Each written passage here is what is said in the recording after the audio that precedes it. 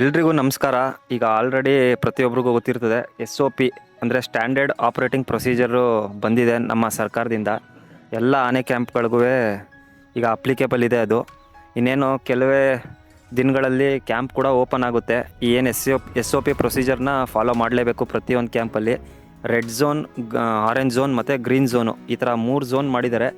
Red zone ಅಂದರೆ ಅಲ್ಲಿ ಏನು ಮಾವುತರು, ಕಾವಾಡಿ ಮತ್ತು ಫಾರೆಸ್ಟ್ ಅಫಿಷಿಯಲ್ ಏನಿದ್ದಾರೆ ಅವ್ರು ಮಾತ್ರ ಹೋಗೋ ಅಂಥದ್ದು. ಆರೆಂಜ್ ಝೋನ್ ಅಂದರೆ ಏನು ಮೆಡಿಕಲ್ ಟ್ರೀಟ್ಮೆಂಟು ಅದೆಲ್ಲ ನಡೆಯುತ್ತೆ, ಅದು ಆರೆಂಜ್ ಝೋನ್ಗೆ ಬರುತ್ತೆ. ಗ್ರೀನ್ ಝೋನಲ್ಲಿ ಮಾತ್ರ ನಾವು ಪ್ರವಾಸೋದ್ಯಮ ಅಂದರೆ ನಮ್ಮ ಜನಗಳೇನು ಹೋಗ್ತಾರೆ ಅವ್ರು ಮಾತ್ರ ಒಂದು ಗ್ರೀನ್ ಝೋನ್ಗೆ ಹೋಗ್ಬೋದು. ಆನೆಗಳನ್ನ ಮುಟ್ಟಂಗಿಲ್ಲ, ಫೋಟೋ ತೆಗಿಯಂಗಿಲ್ಲ, ಹಾಗೆ ಫೀಡಿಂಗ್ ಮಾಡೋಂಗಿಲ್ಲ. ಅದು ಮೇನು ನೋಡಿ. ಮೇ 19ನೇ ತಾರೀಕು ನಮ್ಮ ದುಬಾರೆ ಸಾಕಣೆ ಶಿಬಿರದಲ್ಲಿ ಏನು ಕಂಜನ್ ಮತ್ತು ಮಾರ್ತಾಂಡ ಆನೆ, ಕಂಜನ್ ಆನೆ ಏನು ದಾಳಿ ಮಾಡ್ತು ಮಾರ್ತಾಂಡ ಆನೆ ಮೇಲೆ, ಅದು ಸಾವಾಗಿತ್ತು ಮಾರ್ತಾಂಡ.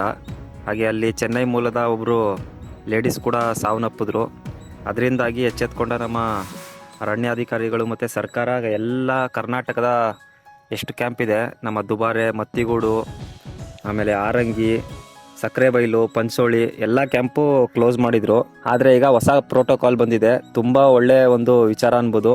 ಆಲ್ರೆಡಿ ಇದು ಏನಂದರೆ ರೆಡ್ ಝೋನ್ ಅಂದರೆ ಮಾವುತರುಗಳು ಏನು ಆನೆಗಳು ಪಳಗಿಸ್ತಾರೆ, ಹಾಗೆ ಆನೆಗಳಿಗೆ ಏನು ಸ್ನಾನ ಮಾಡಿಸ್ತಾರೆ, ಅದೆಲ್ಲ ರೆಡ್ ಝೋನ್ ಅಂತ ಕರೀತಾರೆ. ಅಂದರೆ ಈಗ ಆನೆಗಳಿಗೆ ಮೆಡಿಕಲ್ ಫೆಸಿಲಿಟಿ ಕೊಡೋದಂತ ಇರ್ಬೋದು, ಅದೆಲ್ಲ ರೆಡ್ ಝೋನ್ಗೆ ಬರುತ್ತೆ. ಗ್ರೀನ್ ಝೋನ್ ಅಂದರೆ ನಾವು ಏನು ಆನೆಗಳನ್ನ ಈಗ ಫೀಡಿಂಗ್ ಮಾಡಿ ಸರ್ಕಲಲ್ಲಿ ನಿಲ್ಲಿಸ್ತಾರಲ್ಲ, ಅಲ್ಲಿಂದ ನಾವು ಒಂದು 30 ಮೀಟ್ರಿಂದ ನೋಡ್ಬೋದು. ಆನೆನ ಟಚ್ ಮಾಡೋಂಗಿಲ್ಲ, ಫೋಟೋ ತೆಗಿಯೋಂಗಿಲ್ಲ. ಮೊದಲೆಲ್ಲ ಏನಾಗೋದು ಅಂದರೆ ದುಬಾರೆ ಕ್ಯಾಂಪಲ್ಲಾಗಿರ್ಬೋದು, ಸಕ್ಕರೆ ಬೈಲಲ್ಲಾಗಿರ್ಬೋದು, ನಮ್ಮ ಮತ್ತಿಗೂಡಲ್ಲಾಗಿರ್ಬೋದು, ಆನೆಗಳು ನಡ್ಕೊಂಡು ಹೋಯ್ತಾ ಇದ್ರೆ ಅದ್ರ ಜೊತೆ ನಡ್ಕೊಂಡೋಗಿ ಒಂದು ರೀಲ್ಸ್ ಆರು ಮಾಡೋರು. ಆದರೆ ಅದು ಅಫಿಷಿಯಲ್ ಆಗಿರಲಿಲ್ಲ, ಮಾವುತರುಗಳು ಏನು ಅದಕ್ಕೆ ಪರ್ಮಿಷನ್ ಕೊಡ್ತಾ ಇರಲಿಲ್ಲ. ಆದರೆ ಸ್ವಲ್ಪ ದೂರದಿಂದನೇ ಮಾಡೋರು. ಆದರೆ ಈಗ ಅದಕ್ಕೂ ಒಂದು ಫುಲ್ ಸ್ಟಾಪ್ ಇಟ್ಟಿದ್ದಾರೆ ನಮ್ಮ ಗೌರ್ಮೆಂಟು. ತುಂಬ ಒಳ್ಳೆಯ ವಿಚಾರ. ಏನಕ್ಕೆ ಅಂದರೆ ಕೆಲವೊಂದು ವೀಡಿಯೋಗಳಲ್ಲಿ ನೋಡ್ಬೋದು, ಭೀಮಾನೇ ಬರ್ತಾ ಇರ್ತದೆ, ಅಭಿಮನ್ಯು ಬರ್ತಾ ಇರ್ತದೆ, ಅದ್ರ ಮಧ್ಯ ರೀಲ್ಸ್ ಮಾಡಬೇಕು ಅಂತ ನಡ್ಕೊಂಬರ್ತಾರೆ. ಆ ಭೀಮನ್ಗೆ ಎಷ್ಟು ಜನ ತುಂಬ್ಕೊಂಡಿರ್ತಾರೆ ಅಂದರೆ, ಅದೇನಾದ್ರು ಒಂದು ಸತಿ ಸೊಂಡ್ಲಲ್ಲಿ ಹೊಡೆದ್ರೆ ಎಷ್ಟು ಒಂದು ಪ್ರಾಬ್ಲಮ್ಮು. ಆ ಥರ ತುಂಬ ಇನ್ಸಿಡೆಂಟ್ಗಳ ನಡಿಬೇಕಾಯಿತು ಮುಂಚೆನೇ. ಆದರೆ ಒಳ್ಳೆಯದು, ನಮ್ಮ ಮಾವುತರುಗಳು ಫುಲ್ಲಿ ಟ್ರೈನ್ಡ್ ಮಾವುತರುಗಳು. ಎಲ್ಲೂ ಬೇರೆ ಒಂದು ಸ್ಟೇಟಲ್ಲಿ ಈ ಥರ ಮಾವುತರುಗಳಾಗಲಿ ಕಾವಾಡಿಗಳಾಗಲಿ ಎಲ್ಲೂ ಸಿಗಲ್ಲ. ಆ ಥರ ಒಂದು ಚೆನ್ನಾಗಿ ಟ್ರೈನ್ ಮಾಡಿರ್ತಾರೆ ಆನೆನ. ಆದರೆ ಕಂಜಂದೊಂದು ಇನ್ಸಿಡೆಂಟು ನಮ್ಮ ಕರ್ನಾಟಕದಲ್ಲೇ ಫಸ್ಟ್ ಟೈಮ್ ಆಗಿದ್ದು. ಇಷ್ಟು ವರ್ಷ ಕ್ಯಾಂಪ್ ನಡೆಸ್ತಾಯಿದ್ರು, ಆದ್ರೆ ಆಗಿರಲಿಲ್ಲ. ಅದೊಂದು ಬೇಜಾರಿನ ವಿಚಾರ. ಇನ್ನೂ ಸ್ನಾನ ಮಾಡಿಸಂಗಿಲ್ಲ ನಮ್ಮ ಆನೆಗಳಿಗೆ. ಮಾವುತರು ಕಾವಾಡಿಗಳೇನಿರ್ತಾರೆ ಅವರೇ ಮಾಡಿಸ್ಬೇಕು, ಬೇರೆ ಯಾರಿಗೂ ವಿಸಿಟರ್ಸ್ಗೆ ಸ್ನಾನ ಮಾಡ್ಸೋಕ್ಕೆ ಅವಕಾಶ ಇಲ್ಲ. ಇನ್ನು ಆಮೇಲೆ ಫೋಟೋಗಳು ಹೊಡೆಯೋಂಗಿಲ್ಲ, ಫುಡ್ ಕೊಡೋಂಗಿಲ್ಲ. ಮೊದಲಾಗಿದ್ದರೆ ಅಲ್ಲಿ 50 ರೂಪಾಯಿನೋ 100 ರೂಪಾಯಿನೋ ಇಸ್ಕೊಂಡು ಫುಡ್ ಕೊಡ್ಬೋದಾಗಿತ್ತು ಕೆಲವೊಂದು ಕ್ಯಾಂಪಲ್ಲಿ, ಎಲ್ಲ ಕ್ಯಾಂಪಲ್ಲೆಲ್ಲ. ಈಗ ಅದಕ್ಕೂ ಒಂದು ಫುಲ್ ಸ್ಟಾಪ್ ಇಟ್ಟಿದ್ದಾರೆ. ತುಂಬ ಒಳ್ಳೆಯ ವಿಚಾರ. ಇನ್ನೊಂದೇನೆಂದರೆ ನಮ್ಮ ಆನೆಗಳು ದುಬಾರೆ ಆಗಿರ್ಬೋದು, ಮತ್ತಿಗೂಡು ಆಗಿರ್ಬೋದು, ಸಕ್ಕರೆ ಬೈಲಾಗಿರ್ಬೋದು, ಪಂಚೋಳಿ ಆಗಿರ್ಬೋದು, ಈಗ ಎಲ್ಲ ಕ್ಯಾಂಪಲ್ಲೂ ಹೋಲಿಸ್ಕೊಂಡ್ರೆ ನಮ್ಮ ದುಬಾರೆ ಕ್ಯಾಂಪಲ್ಲೇ ಒಂದು ಸುಮಾರು 28 ಆನೆಗಳಿದೆ. ಈಗ ಏನು ಮಾಡಿದ್ದಾರೆ ಸರ್ಕಾರದವರು, ಒಂದು ಕ್ಯಾಂಪಲ್ಲಿ ಬರೀ 10 ಆನೆಗಳಿರಬೇಕು ಅಷ್ಟೇ. ವಿಸಿಟಿಂಗ್ ಅವರ್ಸಲ್ಲಿ 10 ಆನೆ ಮಾತ್ರ ವಿಸಿಟರ್ಸ್ಗೆ ತೋರಿಸ್ಬೇಕು. ಅದರಲ್ಲೂ 10 ಆನೆ ಯಾವ್ಯಾವುದು ಅಂದರೆ, ಕ್ರಾಲಿಂದ ತೆಗೆದಿರೋ ಹೊಸ ಆನೆ ಇರಬಾರ್ದು. ಆಮೇಲೆ ತಾಯಿ ಮರಿ ಹಾಕಿರುತ್ತೆ ನೋಡಿ, ಅದು 6 ತಿಂಗಳು ಕಂಪ್ಲೀಟ್ ಆಗಿರಬೇಕು. ಆ ಆನೆ ಇರೋಂಗಿಲ್ಲ, ಮದ ಬಂದ ಆನೆ ಇರೋಂಗಿಲ್ಲ. ಆಮೇಲೆ ಈಗ ಅರ್ಧಂಬರ್ಧಂ ಟ್ರೈನ್ ಆನೆನೂ ಇರೋಂಗಿಲ್ಲ. ಫುಲ್ಲಿ ಟ್ರೈನ್ಡ್ ಏನು ಆನೆ ಇದೆ ಅದು ಮಾತ್ರ ಪಬ್ಲಿಕ್ ವಿಸಿಟರ್ಸ್ಗೆ ನೋಡೋಕ್ಕೆ ಅವಕಾಶ ಇದೆ. ಇನ್ನು CCTV ಅಳವಡಿಸ್ತಾರೆ, ಎಲ್ಲ ಕಡೆನೂ ಮಾನಿಟ್ರಿಂಗ್ ಮಾಡ್ತಾರೆ.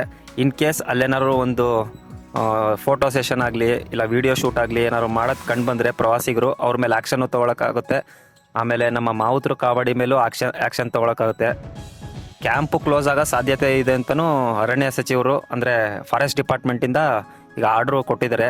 ಇನ್ನು ಕ್ಯಾಂಪ್ ಓಪನ್ ಯಾವಾಗ ಅಂತ ತುಂಬ ಜನ ಕೇಳ್ತಾ ಇರ್ತಾರೆ. ಸುಮಾರು ಜನ ಹೋಗಬೇಕು ಅಂತಲೂ ಎಲ್ಲ ಕೇಳ್ತಾ ಇರ್ತಾರೆ. ಇನ್ನು ಅರಣ್ಯ ಸಚಿವರು ಆಗಬೇಕು. ಅದಾಗಿ ಇನ್ನೇನು ಸದ್ಯದಲ್ಲೇ ಕ್ಯಾಂಪ್ ಓಪನ್ ಆಗೋ ಸಾಧ್ಯತೆ ಇದೆ. 10 to 12 ಡೇಸಲ್ಲಿ ಓಪನ್ ಆಗೋ ಸಾಧ್ಯತೆ ಇದೆ. ಕೆಲವೊಂದು ವಿಚಾರಗಳು ಫಾಲೋ ಮಾಡಲೇಬೇಕು. ಏನಕ್ಕೆ ವೈಲ್ಡ್ ಲೈಫ್ ಇರೋದ್ರಿಂದ ಅವ್ರ ಜೀವ ಅವ್ರ ಕೈಲಿದೆ. ಅವ್ರು ಫಾಲೋ ಮಾಡದೇ ಇದ್ದರೆ ಅವ್ರಿಗೆ ಒಂದು ಏನು ಹೇಳಿ ಸಾವಾಗ್ಬೋದು. ಇದನ್ನ ಫಾಲೋ ಮಾಡಲೇಬೇಕು. ಏನಕ್ಕೆ ಅಂದರೆ ಈಗ ಹತ್ರ ಹೋಗಿ ಫೋಟೋ, ಆನೆ ಯಾವ ಸ್ಥಿತಿಲಿ ಇರುತ್ತೆ ಗೊತ್ತಿರಲ್ಲ, ಅದು ಮಾವುತರು ಕಾವಾಡಿಗೆ ಗೊತ್ತಿರುತ್ತೆ. ಅದು ಮೈಂಡ್ ಒಳಗಡೆ ಏನಿದೆ ಆನೆದು ಯಾರೂ ಒಂದು ರೀಡ್ ಮಾಡೋಕ್ಕಾಗಲ್ಲ. ಈಗ ನೋಡಿ, ಕೊಟ್ಟಿಯೂರಲ್ಲಿ ಎಂಥ ಟ್ರೈನ್ಡ್ ಆನೆಗಳದು. ಸುಮಾರು ಒಂದು 20 ದಿನಗಳ ಕಾಲ ಚೆನ್ನಾಗೇ ಪೂಜೆಲೆಲ್ಲ ಭಾಗವಹಿಸ್ತು. ಇದಕ್ಕಿದ್ದಂಗೆ ಅದಕ್ಕೆ ಮದ ಸ್ಟಾರ್ಟ್ ಆಗಿ ಇದಕ್ಕಿದ್ದಂಗೆ ದಾಂಧಲೆ ಮಾಡಿಬಿಟ್ಟು ಈಗ ವಾಪಸ್ಸು ಕಳಿಸ್ಬಿಟ್ಟಿದ್ದಾರೆ ಅದಕ್ಕೆ ಕ್ಯಾಂಪ್ಗೆ, ತ್ರಿಶೂರ್ಗೆ. ಆ ಥರ ಪ್ರೆಡಿಕ್ಟೇಬಲ್ ಅಲ್ಲ, ವೈಲ್ಡ್ ಲೈಫೇ ಪ್ರೆಡಿಕ್ಟೇಬಲ್ ಅಲ್ಲ. ಅದನ್ನ ದೂರದಿಂದ ನೋಡಬೇಕು, ಎಂಜಾಯ್ ಮಾಡಬೇಕು ಅಷ್ಟೇ. ಈಗ ಫೋಟೋ ತೊಗೋಬೇಕು ಅಂತ ಬರ್ತಾರೆ ಅಂತೀರ. ಆನೆ ದೊಡ್ಡ ಪ್ರಾಣಿ. ಈಗ ಒಂದು 50 ಮೀಟ್ರ್ ಹಿಂದೆ ನಿಂತ್ಕೊಂಡು ನೀವು ಇಲ್ಲಿಂದನೇ ಒಂದು ಫೋಟೋ ತೊಗೋಬೋದು. ಈಗ ಫೋಟೋ ಅಂದರೆ ಅದು ದಂತ ಇಟ್ಕೊಂಡು ತೆಗಿಬೇಕು, ಸೊಂಡ್ಲೆತ್ತಿಸ್ ತೆಗಿಬೇಕು ಅಂತ ಏನಿಲ್ಲ. ಅದು ನಿಮ್ಮ ಒಂದು ನೆನಪಿಗೆ ದೂರದಿಂದನೂ ತಕ್ಕೋಬೋದು. ಸುಮಾರು ಜನಕ್ಕೆ ಆಸೆ ಇರ್ತದೆ ಆ ಥರ ಎಲ್ಲ ಫೋಟೋ ತೆಗೆಸ್ಕೋಬೇಕು ಅಂತ. ಅದಕ್ಕೆ ನಮ್ಮದೇನು ಅಬ್ಜೆಕ್ಷನ್ ಇಲ್ಲ. ಕೆಲವೊಂದು ಟ್ರೈನ್ಡ್ ಆನೆಗಳಿರ್ತವೆ, ಏನು ತೊಂದರೆ ಇಲ್ಲ.